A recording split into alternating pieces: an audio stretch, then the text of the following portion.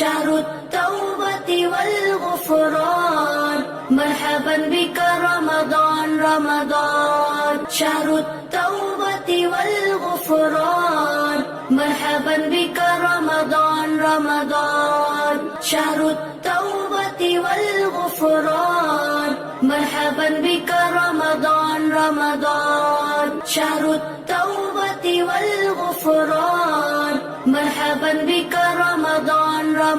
السلام عليكم ورحمة الله وبركاته. الحمد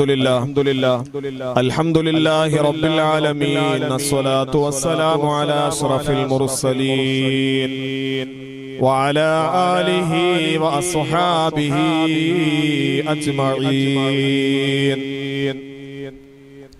فأعوذ بالله من الشيطان الرجيم. بسم الله الرحمن الرحيم.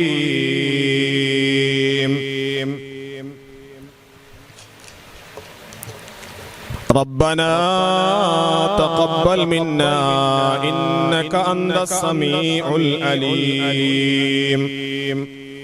صدق الله العلي العظيم. وقال نبينا وحبيبنا محمد صلى الله عليه وسلم إذا مات المؤمن حام روحه حول داره شهرا أو كما قال سيدنا وحبيبنا رسول الله صلى الله عليه وسلم. ഏറ്റവും പ്രിയങ്കരായ സഹോദരങ്ങളെ, സഹോദരിമാരെ, സത്യവിശ്വാസികളെ, വിശ്വാസിനികളെ, അല്ലാഹു സുബ്ഹാനഹു വ തആല നമ്മെല്ലാവരെയും സ്വീകരിക്കുമാറാകട്ടെ. ഈ മജ്‌ലിസുകളിലൊക്കെ നമ്മോട് പ്രത്യേകമായി ദുആ കൊണ്ട് വസിയത്ത് ചെയ്ത എല്ലാവർക്കും അല്ലാഹു അർഹമായ പ്രതിഫലവും അവരുടെ ആഗ്രഹങ്ങൾ അല്ലാഹു പൂർത്തീകരിച്ചു കൊടുക്കുകയും ചെയ്യുമാറാകട്ടെ.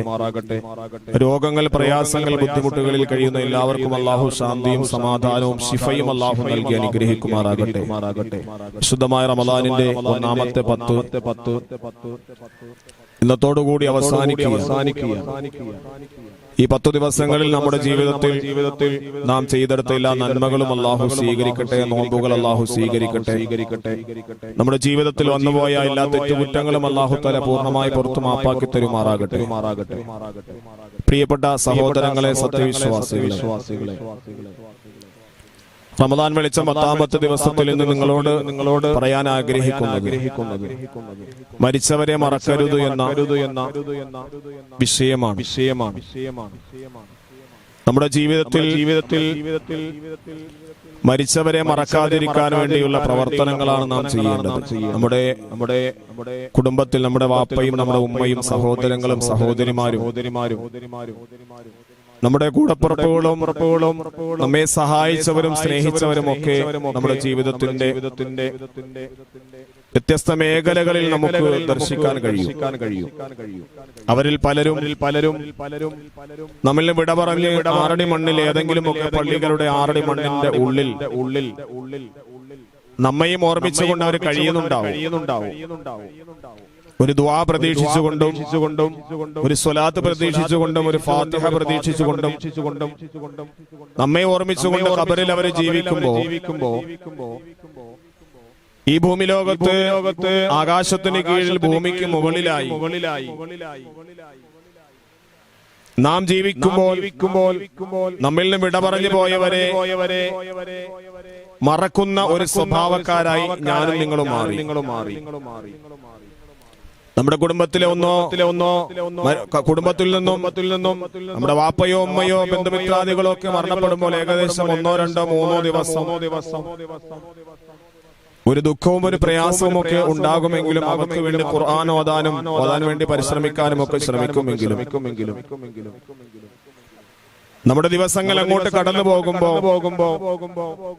ആ ബന്ധുമിത്രാദികളെ വിസ്മരിച്ചു പോകുന്ന മറക്കുന്ന ഒരു സ്വഭാവക്കാരായി ഞാനും നിങ്ങളും മാറുന്നുവെങ്കിൽ മരണപ്പെട്ടതിന് ശേഷം നമ്മുടെ ഖബറിന്റെ ഉള്ളിൽ കിടക്കുമ്പോൾ മാത്രമാണ് ആ ഖബറിന്റെ ഉള്ളിന്റെ അവസ്ഥ നമുക്ക് കൃത്യമായി ജീവിച്ചിരിക്കുന്നവർ നമുക്ക് എന്തെങ്കിലും ചെയ്തിരുന്നു എങ്കിൽ എന്ന് നമുക്ക് തോന്നിപ്പോകുന്നു. അതുകൊണ്ട് പ്രിയപ്പെട്ട സഹോദരങ്ങളെ, ഒരിക്കലും നമ്മുടെ ജീവിതത്തിൽ മരിച്ചുപോയവരെ, നമ്മുടെ കുടുംബാദികളെ, നമ്മുടെ ഉമ്മയെയും നമ്മുടെ വാപ്പയെയും സഹോദരങ്ങളെയും നമ്മെ സഹായിച്ചവരെയും സ്നേഹിച്ചവരെയും ഒരിക്കലും നമുക്ക് മറക്കാൻ നാം ശ്രമിക്കരുത്.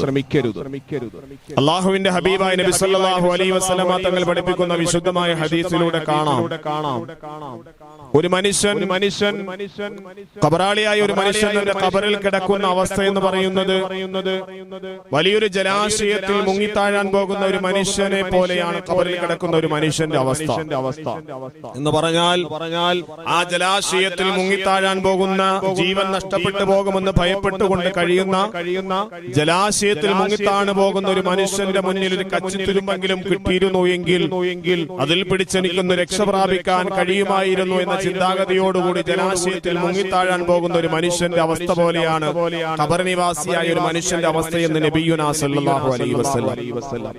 എന്റെ പ്രിയപ്പെട്ട സഹോദരങ്ങളൊന്ന് മനസ്സിലാക്കി നോക്കേണ്ടത്, അല്ലാഹുവിന്റെ ഹബീബായ നബി തങ്ങൾ ആ വിശുദ്ധമായ ഹദീസിന്റെ അവസാന ഭാഗമായി പറയുന്നു ആ മനുഷ്യൻ ഖബർനിവാസിയായ മനുഷ്യന്റെ അടുക്കലേക്ക് തന്റെ ബന്ധുമിത്രാദികൾ, മാതാപിതാക്കൾ, സഹോദരങ്ങൾ, കുടുംബാദികൾ, സുഹൃത്തുക്കൾ, സഹോദരങ്ങളൊക്കെ ഫാത്തിഹ ഓതി ഹദിയ ചെയ്യുമ്പോഴും എന്തെങ്കിലും സ്വലാത്ത് ചൊല്ലി ഹദിയ ചെയ്യുമ്പോഴും ഖബറാളിക്ക് വേണ്ടി സദഖ ചെയ്തിട്ട് ഹദിയ ചെയ്യുമ്പോഴുമൊക്കെ പ്രിയപ്പെട്ട സഹോദരങ്ങളെ, ആ ഖബറാളിയായ മനുഷ്യന്റെ ജീവിതത്തിന്റെ ആനന്ദം എത്രത്തോളം എന്ന് അല്ലാഹുവിന്റെ ഹബീബായ നബി തങ്ങൾ പറയുന്നു. ഈ ദുനിയാവും ദുനിയാവിന്റെ ലോകം മുഴുവനും ഈ ദുനിയാവും ദുനിയാവിന്റെ ലോകം മുഴുവനും ആ മനുഷ്യന് ലഭ്യമായതുപോലെയാണ് ആ മനുഷ്യന് അത് കിട്ടിയതുപോലെ അത്രയ്ക്ക് ആനന്ദകരമായിരിക്കും ആ മനുഷ്യൻ, ഖബറാളിയായ മനുഷ്യന്റെ സുഖവും സന്തോഷവും എന്ന് ആദരവായി നബിയുനാ സല്ലല്ലാഹു അലൈഹി വസല്ലമ തങ്ങൾ പഠിപ്പിച്ചു തരുമ്പോൾ പ്രിയപ്പെട്ട സഹോദരങ്ങളെ, ഖബറാളിയായ മനുഷ്യനെ മറന്നു പോകാതെ ജീവിക്കുക എന്നുള്ളത് ഈ ജീവിച്ചിരിക്കുന്നവരുടെ ബാധ്യതയാണ്. നാം ഖബറിലേക്ക് പോകുമ്പോ നമ്മുടെ തലമുറകളും നമ്മുടെ മക്കളും നമ്മുടെ ബന്ധുമിത്രാദികളും നമ്മെ മറക്കാതിരിക്കുന്നതിനു വേണ്ടി നമ്മിൽ നിന്ന് മരണപ്പെട്ടു പോയ, നമ്മേക്കാളും മുന്നേ മരണപ്പെട്ടു പോയ നമ്മുടെ കുടുംബാദികളെ സിയാറത്ത് ചെയ്യുകയും അവർക്ക് വേണ്ടി ദുആ ചെയ്യുകയും അവർക്ക് വേണ്ടി ഖുർആൻ ഓതുകയും നന്മകൾ ചെയ്ത് ഹദിയ ചെയ്യുകയും ചെയ്യുക എന്നുള്ളത് ഏറ്റവും വലിയ കർമ്മമായി നാം മനസ്സിലാക്കേണ്ടതുണ്ട്. അല്ലാഹുവിന്റെ ഹബീബായ നബി തങ്ങൾ പറയുന്നു, ഇദാ മാതൽ മുഅ്മിനു, ഒരു മുഅ്മിനായ മനുഷ്യൻ മരണപ്പെട്ടു കഴിഞ്ഞാൽ ഹാമറൂഹു ഹൗല ദാരിഹി ശഹറാ, ആ മനുഷ്യന്റെ ഖബറിന്റെ ആ മനുഷ്യൻ തന്റെ വീടിന്റെ ചുറ്റുഭാഗത്ത് ഒരു മാസക്കാലം ആ മനുഷ്യന്റെ റൂഹ് ചുറ്റി സഞ്ചരിക്കുമെന്ന് നബിയുനാ സല്ലല്ലാഹു അലൈഹി വസല്ലം. എന്നിട്ടോ ഫയൻദുറു ഇലാ മൻ ഖല്ലഫ മിൻ ഇയാലിഹി, തന്റെ കുടുംബാദികളിൽ നിന്നും ആ കുടുംബാദികളിലേക്ക് ആ മനുഷ്യൻ നോക്കുന്നതാണ്. ഫയൻദുറു ഇലാ മൻ ഖല്ലഫ മിൻ ഇയാലിഹി കൈഫ യുഖ്സിമു മാലഹു, ആ വീടിന്റെ ചുറ്റുഭാഗത്തും ഒരു മാസക്കാലം റൂഹ് ചുറ്റി സഞ്ചരിക്കുകയും തന്റെ കുടുംബാദികൾ, തലമുറക്കാര്, അനന്തരാവകാശികൾ എങ്ങനെയാണ് തന്റെ സമ്പാദ്യങ്ങളെ ഓഹരി ചെയ്യുന്നത് എന്നതിനെ പറ്റി അയാൾ ആ റൂഹ് ചിന്തിക്കുകയും ചെയ്യുമത്രേ, നോക്കുകയും ചെയ്യുമത്രേ. എന്നിട്ടോ ഒരുപാട് കടങ്ങൾ ഇട്ടിട്ടാണ് അദ്ദേഹം പോയത്. സമ്പാദ്യത്തിന്റെ ഉടമയാണെങ്കിലും ആ സമ്പാദ്യം എങ്ങനെയാണ് എന്റെ കുടുംബാദികൾ എന്റെ കടം തീർക്കാൻ വേണ്ടി ഉപയോഗിക്കുന്നുണ്ടോ, എന്റെ കാര്യങ്ങൾ, വസിയത്തുകൾ നടപ്പിലാക്കാൻ അവർ തയ്യാറാകുന്നുണ്ടോ എന്ന് ആ റൂഹ് വീടിന്റെ ചുറ്റുഭാഗത്തും ചുറ്റിക്കറങ്ങിയിട്ട് ഒരു മാസക്കാലം നോക്കുമെന്ന് ഹബീബായ നബി സല്ലല്ലാഹു അലൈഹി വസല്ലമ തങ്ങൾ പഠിപ്പിക്കുന്നു. ഫൈദാ അത്തമ്മ ശഹറാ, ഒരു മാസക്കാലം പൂർത്തിയായാൽ റദ്ദ ഇലാ ഹുഫ്റതിഹി, തന്റെ ആ തന്റെ മരണപ്പെട്ടു പോയ ആ മനുഷ്യന്റെ ഖബറിന്റെ അടുക്കലേക്ക് ആ മനുഷ്യന്റെ റൂഹ് ചുറ്റി സഞ്ചരിക്കുമത്രേ. ഫയഹൂമു ഹൗല ഖബരിഹി, ആ മനുഷ്യന്റെ ഖബറിന്റെ ചുറ്റുഭാഗത്തുണ്ടായിരിക്കും അവന്റെ റൂഹ്. എന്നിട്ടോ വയൻദുറു മയ്യതീഹി, ആ ഖബറിന്റെ അടുക്കലേക്ക് കടന്നു വരുന്നവരാരൊക്കെയാണെന്ന് ആ ഖബറാളി നോക്കുമത്രേ. ആരൊക്കെയാണ് എന്റെ അടുക്കലേക്ക് സിയാറത്തിന് കടന്നു വരുന്നത്, ആരൊക്കെയാണ് എനിക്ക് വേണ്ടി ദുആ ചെയ്യുന്നത്, ആരൊക്കെയാണ് എന്റെ അടുക്കലേക്ക് വന്നിട്ട് നന്മകൾ ചെയ്യുന്നത്, എനിക്ക് വേണ്ടി ഖുർആൻ ഓതി ഹദിയ ചെയ്യുന്നത്, എനിക്ക് വേണ്ടി സലാം പറയുന്നത് എന്ന് ആ ഒരു മാസത്തിനു ശേഷമുള്ള കാലം അവന്റെ റൂഹ് ഖബറിന്റെ ചുറ്റുഭാഗത്തും ഇങ്ങനെ നോക്കി നിൽക്കുമെന്ന് ആദരവായ നബിയുനാ സല്ലല്ലാഹു അലൈഹി വസല്ലം. എന്റെ പ്രിയപ്പെട്ട സഹോദരങ്ങളെ, അത് കഴിഞ്ഞ് അല്ലാഹുവിന്റെ ഹബീബായ നബി തങ്ങൾ പറയുന്നു, ഒരു വർഷം പൂർത്തിയാകുമ്പോ യജ്തമിഉ ഫീഹിൽ അർവാഹു. ഒരു വർഷക്കാലം കഴിയുമ്പോൾ ആ റൂഹ് അല്ലാഹു സുബ്ഹാനഹു വ തആല റൂഹിന് എന്താണോ നൽകിയിട്ടുള്ളത്, ഇല്ലീയനാണോ സിജ്ജീനാണോ, സത്യവിശ്വാസികളായ മുഅ്മിനീങ്ങളാണെങ്കിൽ അല്ലാഹു തആല ഇല്ലീൻ എന്ന സ്വർഗ്ഗത്തിന്റെ ഏറ്റവും ഉന്നതമായ പദവിയിലാണ് അവിടെ റൂഹുകളെ അല്ലാഹു സമ്മേളിപ്പിക്കുന്നത്. ആ റൂഹ് ആ സ്ഥലത്തിലേക്ക് അല്ലാഹു തആല എത്തിക്കും. എവിടെയാണോ അല്ലാഹു തആല ഉദ്ദേശിക്കുന്നത്. ഇനി മോശക്കാരാണെങ്കിൽ, അല്ലെങ്കിൽ അധർമ്മത്തിൽ ജീവിച്ചവരാണെങ്കിൽ സിജ്ജീൻ എന്ന ഏറ്റവും മോശപ്പെട്ട സ്ഥലത്താണ് അല്ലാഹു തആല അവരുടെ റൂഹുകളെ അല്ലാഹു സമ്മേളിപ്പിക്കുന്നത്. അവിടെ മോശപ്പെട്ടവരാണെങ്കിൽ അവരിലേക്കും ആ സ്ഥലത്തിലേക്കും ആ റൂഹിനെ കൊണ്ടെത്തിക്കുമെന്ന് ആദരവായി നബിയുനാ സല്ലല്ലാഹു അലൈഹി വസല്ലം തങ്ങൾ പഠിപ്പിക്കുന്നു. അതുകൊണ്ട് പ്രിയപ്പെട്ട സഹോദരങ്ങളെ, നമ്മുടെ ദുആ പ്രതീക്ഷിച്ചുകൊണ്ടാണ് നമ്മുടെ ഖബറാളികൾ കഴിഞ്ഞുകൂടുന്നത്. നമ്മുടെ ഖബറാളികൾ ദുആ പ്രതീക്ഷിച്ചുകൊണ്ട് കഴിഞ്ഞുകൂടുന്നുണ്ട്. അതുപോലെ നാം അവരെ മറക്കുമ്പോഴും അവർ നമ്മെ ഓർത്തുകൊണ്ടിരിക്കുന്നു എന്ന കാര്യം നാം മറന്നു പോകരുത്. അല്ലാഹു സുബ്ഹാനഹു വ തആല മരിച്ചവരെ ഓർമ്മിക്കാനും മുഅ്മിനീങ്ങൾക്ക് വേണ്ടി പ്രാർത്ഥിക്കുവാനും അവർക്ക് വേണ്ടി മഗ്ഫിറത്തിനെ തേടുവാനും ഒക്കെ നമുക്ക് സാധ്യമാകണം. അല്ലാഹു സുബ്ഹാനഹു വ തആല അതിന് സൗഭാഗ്യം നൽകി അനുഗ്രഹിക്കുമാറാകട്ടെ എന്ന് മാത്രം പറഞ്ഞുകൊണ്ട് വിശുദ്ധമായ റമദാനിന്റെ 10ാമത്തെ ദിവസം നിങ്ങളോട് പറയാനുള്ളത്, നാളെ ഇൻഷാ അല്ലാഹ് 11ാമത്തെ ദിവസമാണ്. നാളെ മുതൽ അടുത്തൊരു 10 നമുക്ക് തുടങ്ങുകയാണ്. മഗ്ഫിറത്തിന്റെ 10 തുടങ്ങുന്നത്. ആ മഗ്ഫിറത്തിന്റെ 10 അല്ലാഹുവിനോട് മഗ്ഫിറത്ത് കൂടുതലായി ചോദിക്കേണ്ട സമയങ്ങളാണ്. ഒരുപാട് പാപങ്ങൾ നമ്മുടെ ജീവിതത്തിൽ വന്നു പോയിട്ടുണ്ടാകും. ആ പാപങ്ങൾ മുഴുവനും അല്ലാഹുവിനോട് കരഞ്ഞുകൊണ്ട് മാപ്പിരന്നുകൊണ്ട് ആ പാപങ്ങൾ അല്ലാഹുവിനോട് പറഞ്ഞ് മാപ്പ് ചോദിക്കേണ്ട ഏറ്റവും അസുലഭമായ മുഹൂർത്തമാണ് അടുത്ത 10 മുതൽ തുടങ്ങി വരുന്നത്.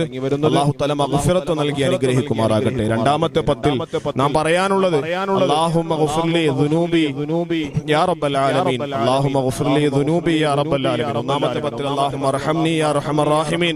അല്ലാഹു ഞങ്ങൾക്ക് നീ കരുണ ചെയ്യണേ, കരുണാവാരിധിയായ അല്ലാഹുവേ എന്നർത്ഥം വരുന്ന ദുആ ചെയ്യുമ്പോൾ 2ാമത്തെ 10ൽ നാം ചൊല്ലേണ്ടത് അല്ലാഹുമ്മ ഗ്ഫിർലി ദുനൂബി യാ റബ്ബൽ ആലമീൻ. അല്ലാഹുവേ എന്റെ പാപങ്ങൾ മുഴുവനും നീ പുറത്തു മാപ്പാക്കി തരണേ അല്ലാഹ് എന്നർത്ഥം വരുന്ന ദുആ 2ാമത്തെ 10ൽ ചൊല്ലാൻ നാം ഓരോരുത്തരും പരിശ്രമിക്കുക. അല്ലാഹു സുബ്ഹാനഹു വ തആല നമ്മെ എല്ലാവരെയും റഹ്മത്ത് നേടുന്ന കൂട്ടത്തിലും മഗ്ഫിറത്ത് നേടിയ കൂട്ടത്തിലും നരകമോചനം നേടുന്ന കൂട്ടത്തിലും അല്ലാഹു ഉൾപ്പെടുത്തി അനുഗ്രഹിക്കുമാറാകട്ടെ. വാഖിറു ദഅവാന അൽഹംദുലില്ലാഹി റബ്ബിൽ ആലമീൻ. അസ്സലാമു അലൈക്കും വറഹ്മത്തുള്ളാഹി വബറകാതുഹു.